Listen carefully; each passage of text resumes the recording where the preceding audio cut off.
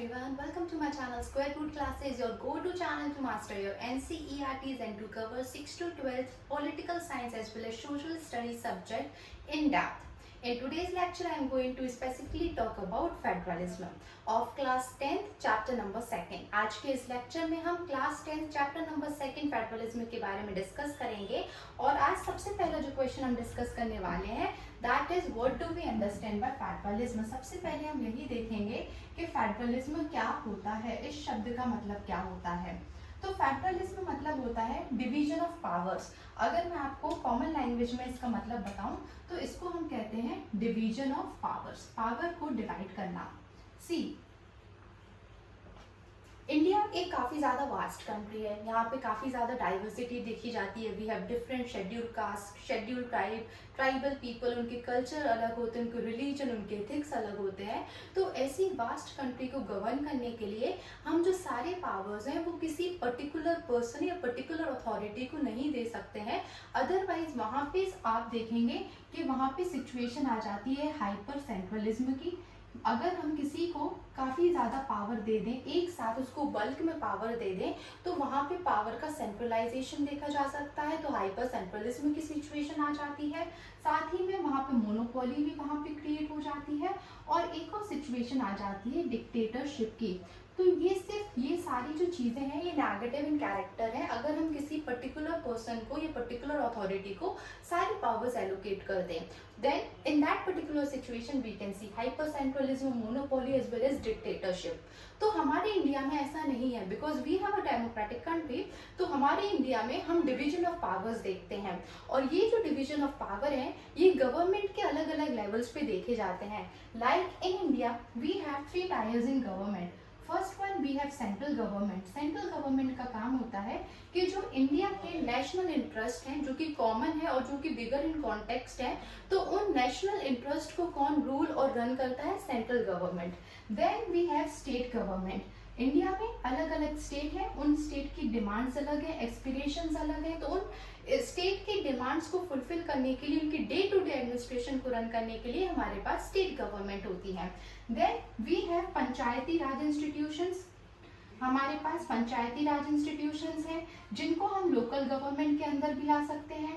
Then we have municipalities as well. तो ये जो लोकल गवर्नमेंट है ये ग्रास रूट लेवल पर लाई गई है, जिससे जो हमारे इंडिया का डेवलपमेंट है वो विलेज से ऊपर जाए, धीरे धीरे सिटी लेवल, यानी कि बॉटम टू टॉप अप्रोच वहाँ पे फॉलो अप की जाए। तो हमारे इंडिया में 3 टायर्स ऑफ गवर्नमेंट देखी जाती हैं और उन गवर्नमेंट को अलग अलग फंक्शंस एलोकेट किए गए हैं, अलग अलग पावर्स दिए गए हैं। तो ये जो कंप्लीट स्ट्रक्चर है यहाँ पर पावर्स को डिवाइड किया गया है सेंट्रल गवर्नमेंट में और उसकी कॉन्स्टिट्यूएंट यूनिट्स में। इस पूरे स्ट्रक्चर को हम बोलते हैं फेडरलिज्म। तो अगर मैं आपसे डेफिनेशन की बात करूं तो फेडरलिज्म मतलब होता है it is a system of government. यह गवर्नमेंट का वही सिस्टम है वेयर पावर्स आर डिवाइडेड, जहां पर पावर्स को डिवाइड किया गया है बिटवीन सेंट्रल अथॉरिटी में एंड इट्स कॉन्स्टिट्यूएंट यूनिट्स और उसकी कॉन्स्टिट्यूएंट यूनिट्स में। And this whole system, this is called federalism. और ये जो पूरा सिस्टम है इसको हम क्या कहते हैं? फेडरलिज्म। तो ये आपका 3 मार्कर क्वेश्चन है। If a question appears in your exam that what do you understand by federalism, so do answer there that it is a system of a government. यही गवर्नमेंट का वही सिस्टम है जहां पर पावर्स को divide किया गया है सेंट्रल अथॉरिटी में और उसके कॉन्स्टिट्यूएंट यूनिट्स में। और ये जो पूरा सिस्टम है इसको फेडरलिज्म कहा जाता है। आप अपने आंसर में सेंट्रल गवर्नमेंट, देन उसके नीचे स्टेट गवर्नमेंट, लोकल गवर्नमेंट का भी इमेज यहाँ पे ड्रॉप कर सकते हैं। अगर हम इसको और ज़्यादा इन डेप्थ में जाएं तो हमारा जो गवर्नमेंट का स्ट्रक्चर है उसको भी 3 टायर्स में डिवाइड किया गया है।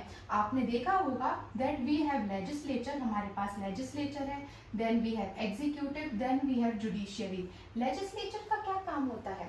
लेजिस्लेचर का काम होता है किसी कंट्री के लिए लॉज को बनाना। जितने भी लॉज अमेंडमेंट्स होती हैं they are made up by legislature. So What is the work of legislature? To make laws. Then what is the work of executive? Basically जो laws legislature द्वारा बनाए गए हैं उनको implement करवाना, this is the role of executive. Then what is the function of judiciary? तो judiciary का काफी ज्यादा important function होता है, that is to check and balance the functioning of legislature and executive. Judiciary क्या करती है कि वही लेजिस्लेचर और एग्जीक्यूटिव अपने फंक्शन को ओवरराइड तो नहीं कर रहे, whether they are not overriding their powers और एक्सप्लॉइटिंग देयर पावर्स, तो उसको चेक एंड बैलेंस करती है judiciary.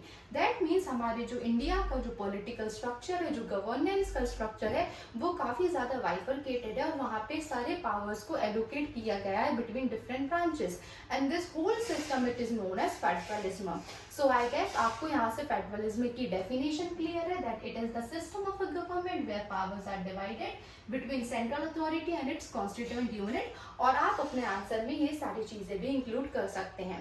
Now in the next class we are going to discuss about what is the difference between unitary government and federal government. So please अगर आपको ये initiative पसंद आता है तो please subscribe this particular channel and stay tuned with all the updates.